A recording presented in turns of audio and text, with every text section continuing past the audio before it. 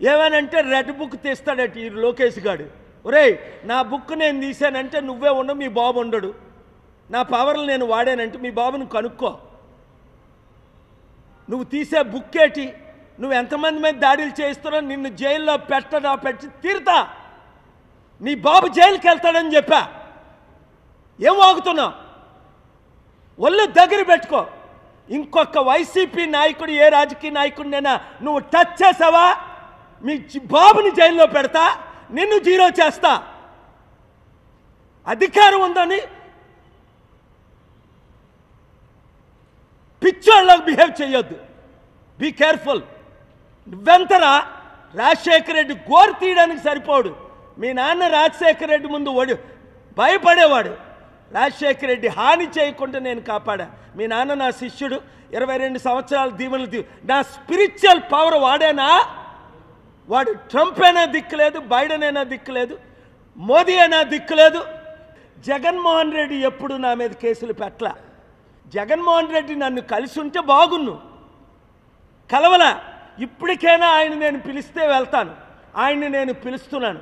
ఎందుకంటే అపోజిషన్ లేకుండా జీరో చేసి బీజేపీ చంద్రబాబుని, పవన్ కళ్యాణ్ని తొత్తులుగా వాడుకుంటే సహించేది లేదు. అవినీతి జరిగింది. 5 లక్షల ఓట్లు టీడీపీ బీజేపీకి పడిపోయా, 500 పడలే. ఆ ఓట్లు ఎక్కడెళ్ళాయి? ఇక్కడ 4-5 లక్షల ఓట్లు ఎవరికేశారు? బొత్సకు పడలేదు, ఝాన్సీకి. క్లియర్గా 3 లక్షలు రావాల్సిన వాడికి 9-10 లక్షలకు వచ్చాయి. మోదీయే 1,500,000తో ఓడిపోతే కళ్ళకు కనబడుతున్నాయి, చెవులకి. పోనీ గెలిచాడు రా, ఒక 50,000 లక్ష అంటే బాగుంది. 3 లక్షలతో 4 లక్షలు వచ్చాయంటే ఆ బాలకృష్ణ ముఖం చూసేశారా?